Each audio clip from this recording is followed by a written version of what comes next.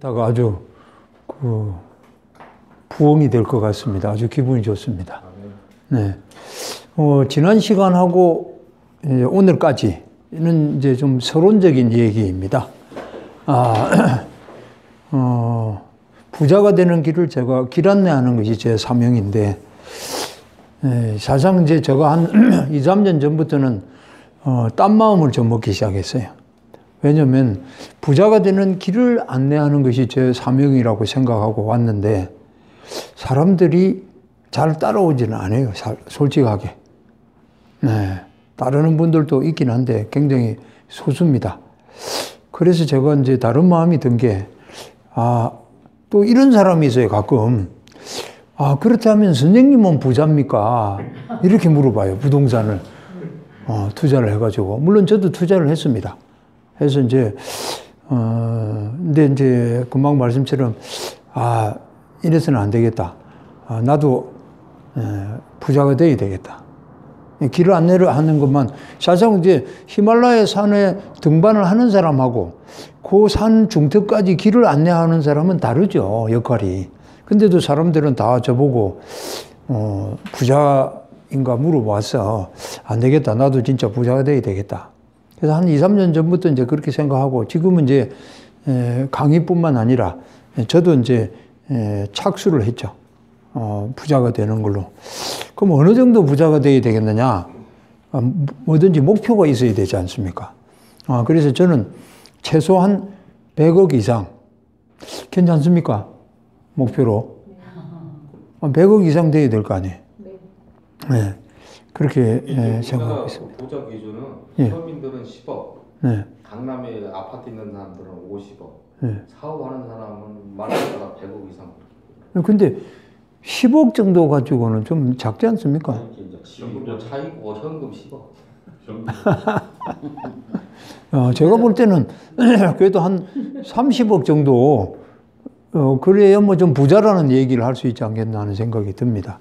물론 뭐 우리가 이제 꼭 돈의 문제만은 아니긴 하지만 어쨌거나 이제 뭐 경제적인 그런 얘기를 해봤습니다. 어쨌거나 그래서 첫날 이제 제가 첫날하고 둘째 주까지 쭉 이렇게 얘기를 하면서 굉장히 중요한 것은 이제 개인적인 생각과 사고 그리고 행동 뭐 이런 것들을 강조를 했습니다.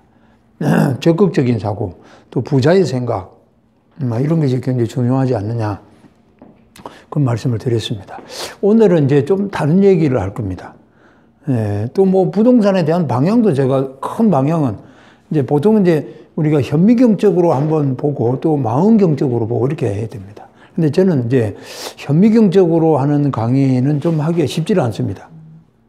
왜냐면 그건 이제 전체적인 망원경적으로 좀 본 다음에 그 다음에 이제 좀 심화해서 봐야 되는데 사람들이 거기까지는 남아있질 않습니다.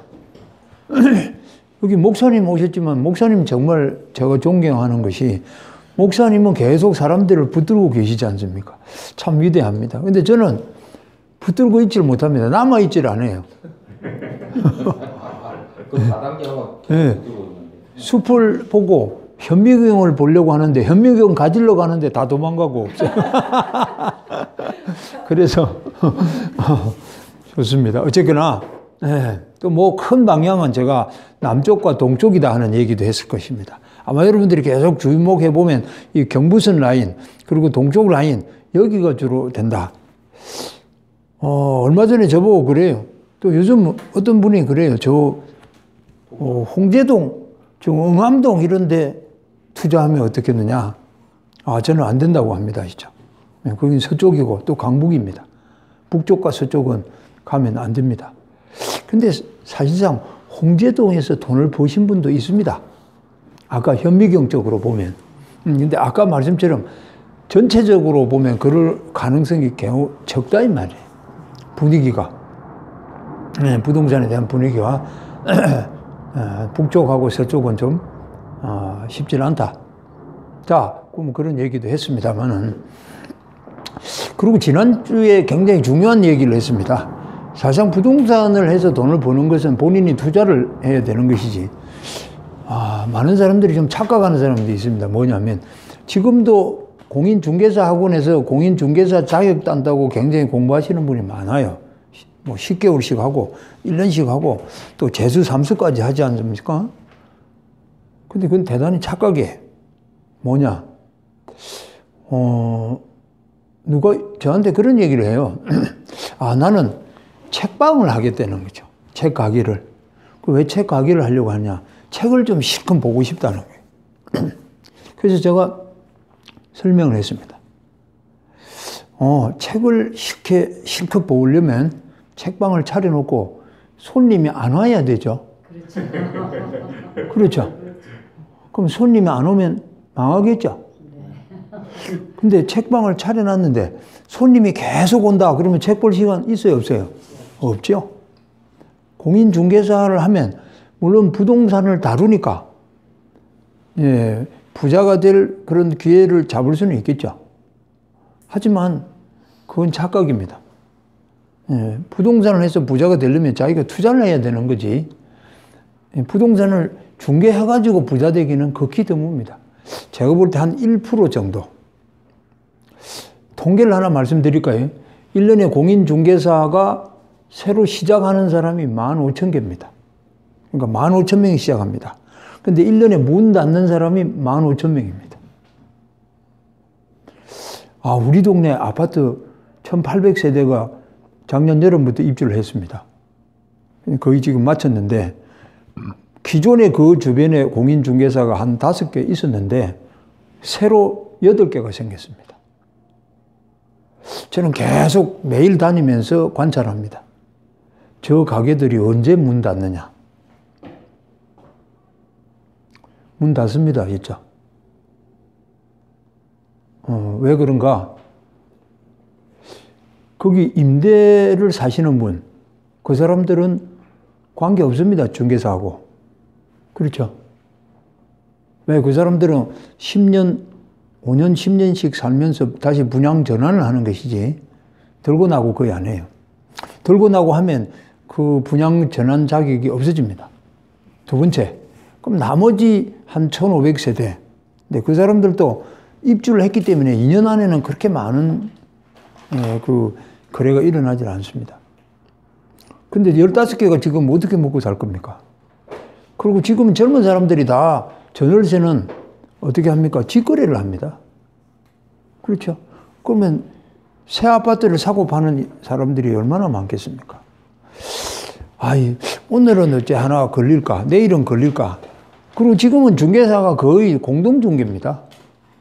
우리는 독점중개가 없기 때문에 공동중개해서 빨리 처리를 해야 돼요. 그럼 공동중개란 건 한쪽만 얻어먹잖아요, 수수료를. 그렇죠? 뭐 이럴 수는 있습니다. 그냥 가게 열어놓고 내가 정년퇴직해서 뭐 남해 가서 어디 가서 갈 데는 없고 소일거리로 해보자. 그러더라도 서울 시내 같은 경우는 웬만한 동네는 한 달에 기본적으로 유지비가 한 100만 원 있어야 되죠. 그렇죠? 네. 자, 좋습니다. 그래서 지난주에 제가 말씀을 드리기로는 돈을 버는 데는, 부동산을 해서 돈을 버는 데는 투자를 해야 되는데, 자영업을 한다든지 사업을 한다든지 또는 아니면 근로자도 그거 가지고는 부족하다는 거예요. 여기 플러스 알파 투자를 해서 이게 핵이 형성이 돼야 된다. 그래야 이게 그 다음에 눈사람처럼 굴러가서 눈이 굴러가서 눈사람이 되는 거다 하는 말씀을 드렸어요. 자, 그런데 문제는 돈이 잘 모이지 않는다는 겁니다. 한번 되돌아보십시오. 이번 달에도 내가 150만 원 써야 되는데 100만 원, 120만 원밖에 안 들어오죠. 그런데 30만 원 이제 부족하잖아요. 늘 부족하기 때문에 저축을 해야 그 돈 가지고 투자를 할 거 아니에요. 그렇죠. 그래서 기획부동산이 노리는 게 뭐냐. 주부들이 한 30년 이제 콩나물 시장 가서 깎고 절약하고 해가지고 모아놓은 돈이 한 2천에서 3천만 원이에요. 종잣돈이. 그걸 털어먹기 위해서 기획부동산들이 머리를 짜는 거예요. 근데 지금은 그 정도 가지고도 잘 안 돼요. 한 5천만 원 있어야 됩니다. 제가 기획부동산의 구조를 설명하는데, 기획부동산이 나쁜 건 아닙니다. 그런데 나쁜 기획부동산이 대부분이다 하는 것이 문제예요. 네. 어쨌거나 좋습니다. 그래서 돈이 모여야 되는데 잘 안 모인다는 거예요. 근데 이 돈을 버는 제가 방법을 5가지를 지난주에 설명했습니다. 첫째로 어떤 물건을 사고 팔 때에 우리는 팔지 않는 게 없으니까 독점이거나 가점이어야 된다. 두 번째, 정해진 가격이 없는 물건을 사고 팔아야 된다. 세 번째는 어두운 곳에 돈이 있다. 네 번째는 변화가 있을 때 돈이 벌 수 있다. 5번째는 방향 설정을 잘 해야 된다. 그 5가지를 얘기했습니다. 그 중에서 한 가지만 붙들어도 성공합니다. 한 가지만 붙들어도. 지난번에 우리 전도사님, 목사님 그 5가지는 메모해 놓으셨습니까? 안 하셨죠? 목사님이 해 놓으셔야 됩니다, 진짜. 이거는,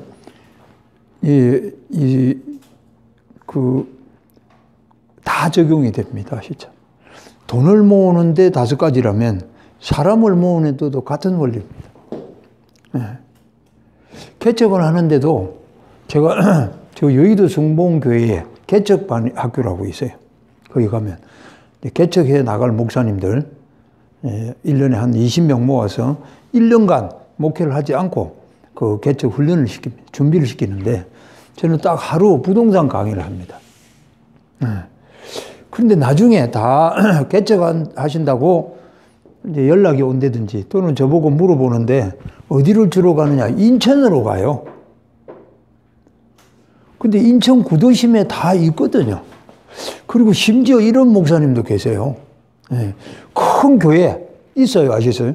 근데 그 골목 아닌데 큰 교회가 있는데 바로 그 앞에 건물에 들어가겠다는 거예요. 아니, 안 됩니다. 제가 그러면 뭐라고 하는 거 압니까? 순복음식은 된다 이거예요. 지금 10년 됐는데 될까요? 안 될까요? 안 됩니다. 아셨어요? 옛날 말이 있잖아요. 큰 나무 밑에 그늘이 지는데 어떻게 거기 작은 나무가 삽니까? 아닙니까? 이 앞에 저기 지금, 아니, 예를 들어서 여기 우리 저 실장님 계시는데 여기 한 의자 한 30개 놓고 목사님이 개척하신다. 될 것 같습니까? 안 될 것 같습니까? 됩니다. 순복음도 안 됩니다. 진짜. 왜 그런가? 여기는 상가지역이에요. 상가지역은 안 됩니다. 진짜. 왜? 장사하는 사람들이 토요일 날도 장사해야 되고 일요일 날은 더 오는데 사람들이. 그렇죠? 안 되는 거예요. 그거는 뭐냐? 믿음이 없어서 그런 것이 아니고 지혜가 부족한 거예요. 아셨죠? 전략이 부족한 거예요. 저는 그런 경우를 뭐라고 하느냐면 우리 여기 이 실장한테 어리석은 거라고 해요. 20살 넘으면 순진한 게 아니고 어리석은 거라고 얘기해요. 아시죠? 네. 그래서 우리가 공부를 하는 겁니다. 지혜롭기 위해서. 네. 저는 그런 걸 계속 찾고 있어요. 몇 가지 찾았습니다. 근데 쉽질 않아요. 블루오션이라는 게. 제가 지금 10년 이상 찾아다니는 것 중에 테마가 하나 있는데 그게 뭐냐. 장례식장이에요. 낙골묘. 있죠. 거기 돈 되죠. 근데 몇 번 이게 걸려들 것 같았는데 잘 안 됐어요. 쉽질 않아요. 왜냐면 옛날에는 이 낙골 하는데 개인이 허가를 받는데 지금은 재단법인 아니면 허가를 안 내줘요. 2015년부터. 재단법인은 재산을 일단 먼저 출연을 해야 되거든요. 아주 어렵습니다. 네. 근데 이제 양평에 가면 어마어마하게 그 낙골 시설을 지어가지고 지다가 만 개 있어요. 수천 평 되는데. 그런 거는 법률 관계가 얽혀서 도저히 못 풉니다. 돈을 웬만한 건 가지고는 풀지를 못해요. 자, 5가지 제가 얘기했는데 잘 곰곰 생각해서 거기서 해답을 찾으시면 됩니다. 근데 오늘 제가 설명하려는 중요한 게 말씀드리려고 하는 게 뭐냐면 구조 내지 틀입니다. 여기 수원에도 큰 건물 한 20정 이상 되는 건물이 있을 거예요. 사무실 건물. 서울에는 많죠. 근데 뭐 수원에도 그런 건물들이 꽤 있을 텐데 그 사무실에 있는 물건을 다 끄집어서 내서 아마 길바닥에 다 내놓는데 뭐 엄청날 겁니다. 그 사무실이 20정에 들어가 있는 거. 그렇죠? 그런데 이 많은 물건이 그 20정에 들어앉아서 있는데 계속 그 건물이 안전하게 흔들리지도 않고 서 있는 거기서 심지어는 뭐 헬스장 이런 거 있으면 뛰고 굴리고 그러잖아요. 그래도 끄떡없죠. 왜 그런가? 그건 간단합니다. 네. 그걸 뭐라고 하느냐? 우리는 건축 구조라고 그래요. 틀. 여러분 동네에서 빌라 지을 때 제일 먼저 어떻게 합니까? 지하를 파고 그 다음에 뭘 합니까? 뼈대를 올리죠. 틀을 먼저 하죠. 그런 다음에 내장을 하죠. 그런데 나중에 부실 건물이 된다 그러면 이 구조가 문제가 되는 거죠. 지금도 30년 된 건물인데 내부를 헐고 증축을 한다든지 새로 리모델링 해도 괜찮은 것은 뭡니까? 이 구조가 튼튼할 때는 괜찮아요. 근데 철근을 제대로 안 넣었다든지, 그렇죠. 콘크리트를 제대로 안 했다든지 이러면 이제 문제가 되는 거죠. 오늘 제가 말씀드리려고 하는 것, 이 구조 내지 틀입니다. 네. 이 구조 내지 틀을 파악하지 않고 투자에 덤비는 사람들이 의외로 많습니다. 네. 제가 한 가지 예만 들어볼까요? 요즘 경매에 관심들이 굉장히 많습니다. 그렇죠. 근데 경매를 하면 돈을 벌죠. 구조적으로. 왜 구조적으로 버느냐? 우리가 투자를 하는데 제일 원칙이 뭐냐 하면 저평가된 물건, 여기에 투자를 해야 된다. 이게 제일 원칙이에요. 저평가된 물건, 이러면 여러분 와닿지 않을 수 있는데 제가 버전을 좀 바꾸어서 쉬운 버전을 하자면 싸게 사야 된다. 그런 뜻입니다. 네, 싸게 사야 된다. 뭐 싼 게 비지떡이라고 하는데 그런 거 아니고 예를 들어서 2억짜리인데 지금 1억에 나와 있다. 그게 싼 거지. 뭐 9천짜리인데 지금 8천에 나와 있다. 그거 싼 거 아니죠. 네, 똑같은 거예요. 지금 저평가된 거 싸게 사야 된다. 그런데 경매는 싸지 않습니까? 한번 유찰이 되면 80%. 수원은 80%입니다. 아시죠? 수원 80%인가? 다운되는 거 네? 아니에요? 30% 빠지나요? 20%씩. 20%죠. 네. 근데 인천은 30% 빠집니다. 저 지방은 대부분의 30% 빠져요. 그러면 두 번 유찰되면 49% 반값이에요. 쌉니까? 안 쌉니까? 싸죠. 그러면 돈 벌 수 있습니까? 똑같이 적용되는 거 아니에요? 네? 똑같이 적용되는 거 아니에요? 아닙니다. 지역에 따라 달라요. 예, 서울은 다 20% 빠지는데 지방은 대부분이 한 90%가 30%씩 빠져요. 한 번 유찰되면. 그럼 1억이면 한 번 유찰되면 7천만 원. 두 번 유찰되면 4,900만 원이에요. 그거 돈 벌죠. 그런데요, 경매장에 가서 오늘 경매 가격을 썼는데 낙찰이 됐어요. 낙찰되었는데 보니까 이게 잘못했네. 그래서 잔금을 납부 안 하면 보증금을 띱니다. 10%를. 그렇죠. 우리 일반 거래도 10% 보증금 띄잖아요. 그래도 10% 내야 되는데 띱니다. 근데 그걸 전국의 경매부문에서 1년간 모은 돈이 얼마쯤 될 것 같습니까? 평균적 얼마냐? 1,500억. 매년. 아셨어요? 네? 1,500억. 네? 국가로 환수되는 거예요? 아니면 누가 가져가느냐? 기대하시라. 경매 강의할 때 가르쳐 드릴 겁니다. 아니, 국가가 내는 사람이 가져가는 거 아니에요? 국가가 가져간다는데 국가가 안 가져갑니다. 아시죠? 법원이 깎는다? 그것도 아니에요. 누군가 가져가겠죠. 네, 누군가 가져갑니다. 네, 누굴까? 근데 경매를 제가 강의할 때 알려드릴 텐데 이렇게 질문하고는 바로 답변 안 하면 한국 사람 성질 급해서 깝깝해요. 누가 가져가느냐? 채권자들이 가져갑니다. 그걸 모았다가. 아시죠? 채권자에게 더 배당이 더 돌아가거든요. 그걸 뭐라고 하냐? 배당 재단이라고 그래. 배당 재단에 모아놨다가 나눠준다. 자, 어쨌거나 그럼 제가 왜 이렇게 얘기하느냐? 경매에 그러면 왜 그 사람들이 그렇게 실패하느냐? 그건 간단합니다. 경매 구조를 모르기 때문이다. 물론 뭐 권리 분석을 잘못하고 물권 분석을 잘못하고 그런 경우도 있겠지만 우리가 경매를 가지고 성공하려면 경매의 구조 내지 틀을 알아야 된다는 거죠. 네. 이걸 모르면 자동차 세워놓고 공회전 하는 거하고 똑같아요. 열심히는 돌아가는 것 같은데 나가지는 않는 거죠. 똑같습니다. 네. 그래서 오늘 저는 이 구조, 무슨 구조예요? 부자가 되는 구조 내지 틀을 어떻게 형성할 것인가. 그 얘기를 하려고 합니다. 네.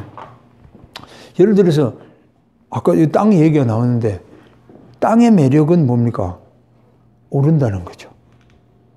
이런 말이 있습니다. 땅은 매년 배씩 올라가지는 않는데 10년이면 10배 올라간다. 그런 말이 있어요. 10년이면 10배 올라가면 매년 배를 올라가는 거 아니에요. 그렇죠? 근데 사실상은 배씩 올라가질 않아요.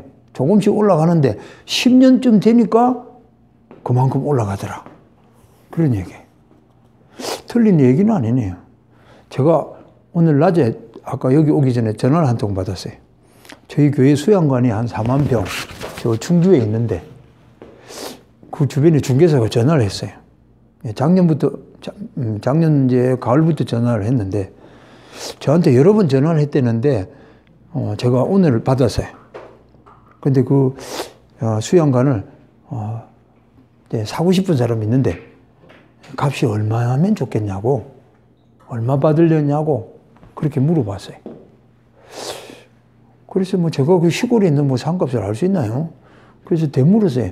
중개사님이 현장에 있으니까 잘 알 것이고 중개사님이 적절하게 얘기해 보세요. 그렇게 얘기했어요. 그러니까 사실상 이제 매입자는 미리 사고 싶은 금액을 얘기하면 안 되죠. 얘기하는 거 아니에요. 팔 사람이 이제 제시를 해야 되는데 저는 이제 역으로 그렇게 얘기했어요. 근데 뭐 그 얘기 하려는 게 아니고 좌우지간 전략상. 네, 제가 30억 얘기를 했어요. 30억. 근데 뭐 좀 비싸지 않느냐. 25억쯤에 쇼당을 볼 수 없겠냐 그래요. 그럼 25억에 쇼당이 낮다라고 해도 5배 버는 거죠. 거기 한 제가 볼 때 4, 5억 주고 샀을 테니까. 그렇죠. 자, 어쨌거나 이제 부자가 되는 구조 내지 틀을 우리가 공부하려고 오늘 합니다. 간단하게 얘기를 하자면 부자가 되는 구조 내지 틀, 그건 아주 간단합니다. 그럼 뭐냐? 가만히 있어도 내가 지금 사우나 가고 골프장에 가 있어도 돈이 들어오는 구조를 만들면 되는 거죠. 그렇죠. 그렇죠. 또 하나는 뭐냐면 돈이 나가는 것보다 돈이 들어오는 게 많으면 되는 거죠. 그게 부자가 되는 구조예요. 근데 가난한 사람은 뭐냐면 가난한 사람이 게을러서 가난하겠습니까? 부지런히 하는데도 가난하겠습니까? 부지런해도 가난하죠. 부지런해도 가난하죠. 물론 게으른 인간도 있긴 있어요. 그렇지만 부지런합니다. 아시죠? 가난할수록 부지런해요. 아니 누가 이렇게 얘기합니다. 아니 저 남양주에 저 지금 뭐요? 저 일산에 싸게 아파트 지어서 싸게 뭐 60%에 공급하는데 왜 안 나오느냐, 글로 안 오느냐. 아니 서울 시내에서 저 상도동 판잣집 같은 데 살지 말고 거기서 그거 팔고 저 일산에 가면 아파트 20평대 새 아파트 한 채 사는데 싸기 때문에 왜 안 오십니까? 그렇게 얘기하는데 그 공무원이 국토부에 그런 사람이 있으면 안 되는 거예요. 아시죠? 가난할수록 서울 시내에 살아야 돼요. 아시죠? 왜 서울 시내에 살아야 됩니까? 수입인데요. 아니 새벽부터 지금 일 나가는데 거기 저 일산에서 새벽에 전철 있어요? 11시 반이면 끊어지는데 또 그렇죠? 안 되는 거예요. 가난할수록 서울 시내가 좋은 겁니다. 그래서 안 떠나는 거예요. 홍제동 골짜기를 못 벗어나는 거예요. 상도동에 있는 거예요. 그런데 그 공무원은 그런 걸 모르는지 사정을 모르니까 싸게 저 외곽에 싸게 지으면 여기 그 팔아가지고 전세금 가지고 가는데 왜 안 가느냐고 자꾸 얘기하는 거지. 자, 조금 전에 얘기했듯이 가난한 사람은 가난한 구조도 하는 거죠. 그 가난한 구조는 뭐냐? 아까 얘기했듯이 수입과 지출에서 여기서 불균형이 된다는 거죠. 5 들어오고 지출이 3이다 그러면 플러스 2가 되잖아요. 그렇죠. 그런데 수입은 3인데 지출은 맨 5이죠. 그렇죠. 네. 근데 제가 어떤 책을 보니까 일본 사람인데요. 대학 교수인데 어마어마하게 부자예요.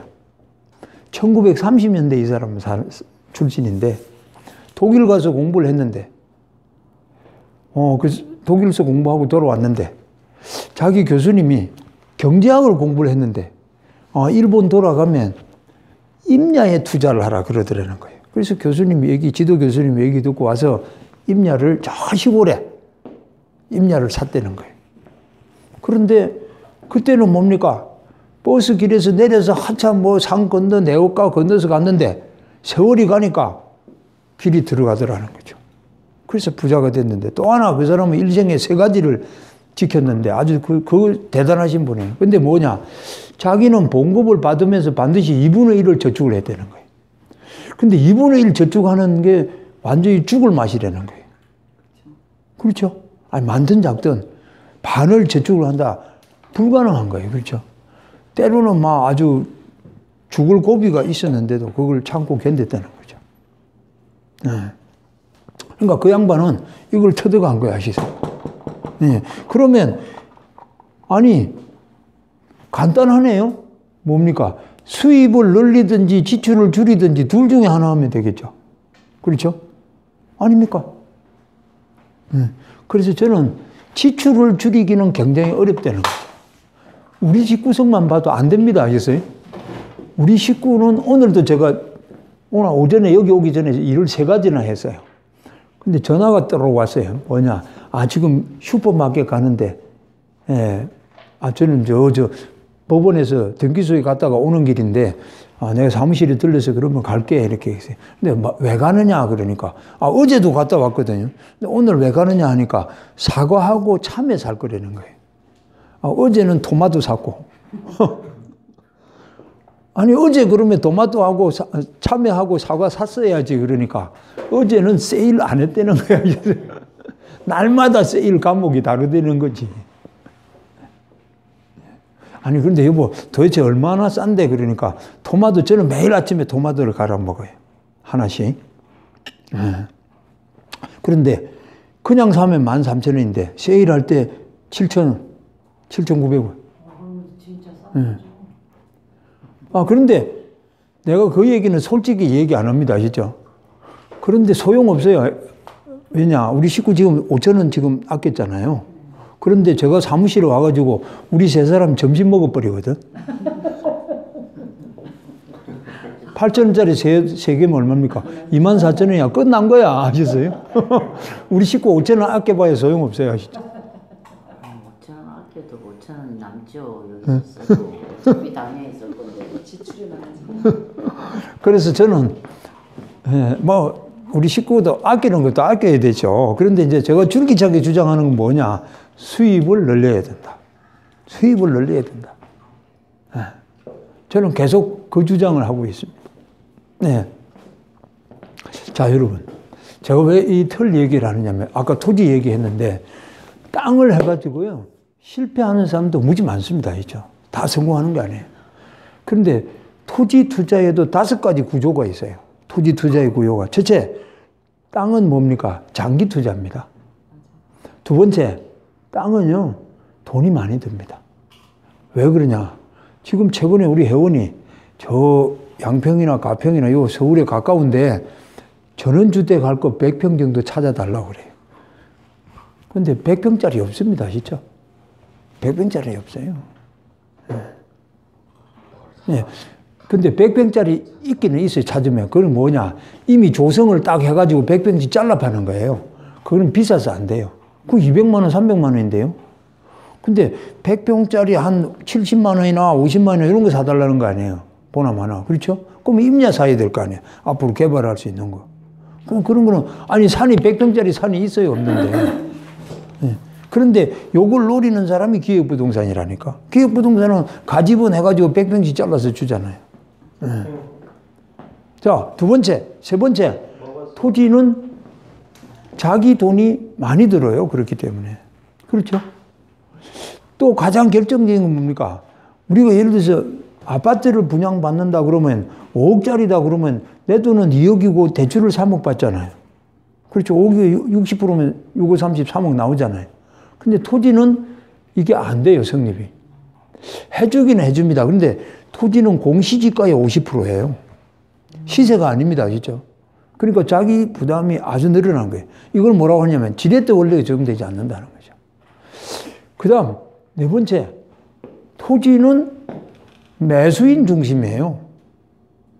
그 말은 무슨 말이냐. 지금 이 회원님이 저 화성에 정말 좋은 땅을 샀어요. 아시죠? 길도 빡 뚫려 있고 그 옆에 공장이 계속 지어지고 있고 정말 좋은 땅을 샀어요. 다 땅 잘 샀다고 해요. 근데 갑자기 지금 아들 장가를 보낼 일이 생겨가지고 아파트 하나 사줘야 되잖아요. 그래서 그 땅을 팔려고 하는데 잘 팔릴까요? 안 팔릴까요? 안 팔려. 예? 아, 위치 좋고 앞으로 뜬다니까 그 땅 사놓으시면. 사장님이 사시면 따블 벌어요. 사실 거예요? 안 사실 거예요? 아니 돌값이랑 팔만 보니까 잘 안 팔려. 안 팔립니다. 아시죠? 땅은 매수인 중심이다. 사는 사람이 암만 좋은 땅이라도 사는 사람이 있을 때 팔리는 거예요. 이걸 뭐냐? 황금성이 약하다고 하는 거예요. 자, 그러면 정리해 볼까요? 토지는 장기 투자다. 토지는 뭐예요? 돈이 많이 든다. 지렛대 원리가 적용되지 않는다. 토지는 뭐예요? 황금성이 약하다. 근데 토지의 매력은 뭐라고요? 장기 보유했을 때 시세 차익이 많이 난다는 거죠. 그래서 빠져드는 거죠. 근데 이런 구조, 돈을 버는, 토지를 통해서 돈을 버는 구조에 대해서 사람들이 연구 안 하고 공부 안 하고 달려든다는 거죠. 아시죠? 그러니까 실패를 하는 거죠. 경매도 마찬가지예요. 네. 경매는 아까 유찰에 있잖아요. 싸게 살려면. 그렇죠? 그러면 결론적으로 뭡니까? 낙찰 가율이 높으면 안 되겠죠? 그렇죠? 근데 80%가 아파트예요. 근데 아파트는 낙찰 가격이 그제 제가 보니까 인천에, 청라에는 100%가 다 넘더라고요. 감정가에. 그러니까 1억인데, 감정가가 2억인데, 다 2억 넘게 쓴 거예요. 무슨 얘기예요? 그러면 남는 거 있어요? 살지. 예? 실수요. 아니, 실수요자만 있다고 보면 안 되죠. 아니, 실수요자라도 왜 감정가보다 많이 주고 사냐고요? 바보도 있어야지. 예? 바보도 있어야지. 바보도 있다고요? 감정가가 중요한 게 아니라 시세가 중요한 거예요. 예? 감정가하고 시세하고 비슷하지. 근데 이제 뭐냐 하면, 이제 소위 고정환식으로 얘기하면 미래 가치다 이거야. 지금은 감정가로 사고 시세로 샀지만 앞으로 더 오를 거다. 그렇게 하면서 사는 거죠. 그렇지만 제가 볼 때 투자의 입장에서는 제가 볼 때 그거는 좋은 투자가 아니다 하는 거죠. 말씀하셨잖아요. 2번 이상 유찰. 조금 전에 얘기했듯이 우리가 토지 투자면 토지 투자의 구조, 그 다음에 조금 전에 얘기했듯이 경매 투자면 경매 투자의 구조, 이런 것을 먼저 공부를 해야 된다. 아셔야 된다. 그런 얘기를 우리는 하려는 거죠. 그러면 아파트 투자를 해서 돈을 벌려면 어떻게 되냐? 아파트 투자의 구조를 알아야 된다. 재개발도 재개발의 구조를 아셔야 된다는 거죠. 그러면 돈을 번다. 그걸 이제 자기가 경험을 통해서 터득하신 분도 있고, 공부를 통해서 터득하신 분도 있고, 뭐 방법은 길은 여러 가지일 수 있다 하는 거죠. 네.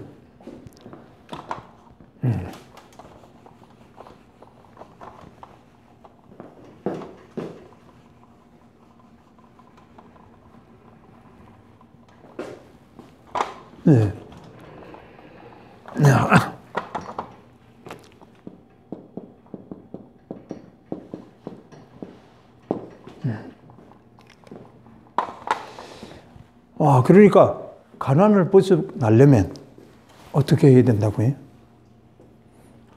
지출을 줄이든지 수입을 늘려야 된다는 거죠. 그렇죠. 그럼 자기가 거기에 포인트를 맞추고 노력을 해야지. 아니, 문이 저기 있는 걸 알고서 절로 뛰어가야 되잖아요. 무조건 뛰기만 하면 저기 가면 벽에 부닥치죠. 그렇죠. 그래서 나중에는 저 벽에 부닥치다가 피가 나고 아니면 털썩 주저앉고 좌절하고 그러는 것이죠. 네. 그렇겠죠. 네. 네. 그러니까, 근데 한국 사람의 이제 이 성격이, 어떤 면에서는 좋은 면이 있습니다. 이제 서양 사람들은 철저하게 준비를 한 다음에 뛰어가는 거고, 한국 사람들은 무조건 뛰는 거고, 그 다음에 요즘에는 뭡니까? 뛰면서 생각하는 거고, 그러니까 세 번째가 제일 좋죠. 네. 너무 재워서 다 준비돼서 하면 또 시간이 늦어요. 네. 좋습니다. 네. 어쨌거나, 오늘 제가 설명하려고 하는 핵심이 아까 구조를 파악해야 된다. 그래서 뭐, 아까 경매 구조, 토지 구조도 잠시 말씀드렸고, 또 부자가 되는 구조, 가난한 사람들이 왜 어려운가? 가난의 구조. 이걸 끊어야 된다. 예, 그럼 뭡니까? 예, 저축을 하든지 수입을 줄이든지 뭔가 나와야 된다는 거죠. 또 아니면 수입을 하든지. 아니 선생님 수입을 어떻게 늘립니까? 그래서 요즘은 투잡도 하잖아요. 쓰리잡도 하고. 그렇죠. 또 같이 벌고. 근데 같이 버는데 늘 가난한 집구석에 있어요. 왜 그런가 합니까? 아니 아들 딸이 5이야. 아버지 어머니 다 벌어. 그런데 항상 그 집은 뭡니까? 부자가 안 돼. 왜 그런가? 협력을 하지 않거든. 큰아들 번 대로 그냥 아우디 사서 굴리고 다니고, 큰딸은 뭡니까? 또 아주 패션 감각이 좋아가지고 계속 옷을 사 입고. 그렇죠. 그런 거 안 되는 거지. 근데 가난한 집구석에 다 각자 벌어서 모아가지고 그 돈을 가지고 계획을 세워서 나가면 긴 것 같아도 빨리 일을 쓰죠. 어떤 베트남에서 온 사람이 국수집을 해가지고 성공을 했는데 사기를 당해가지고 다 털어먹었더라고요. 그러면 다시 안 하겠죠. 그런데 다시 했는데 다시 또 되더라니까요. 돈은 시간이 가면 돼요. 근데 사람들이 생각을 어떻게 먹느냐에 달려있는 거죠. 자, 좋습니다. 오늘 중요한 제목이 아까 구조 내지 틀 얘기했습니다. 지난번에는 제가 돈을 버는 5가지 얘기를 했습니다. 조금 쉬셨다가 그 다음 두 번째 이제 제가 오늘 제목 말씀드리려고 하는 거는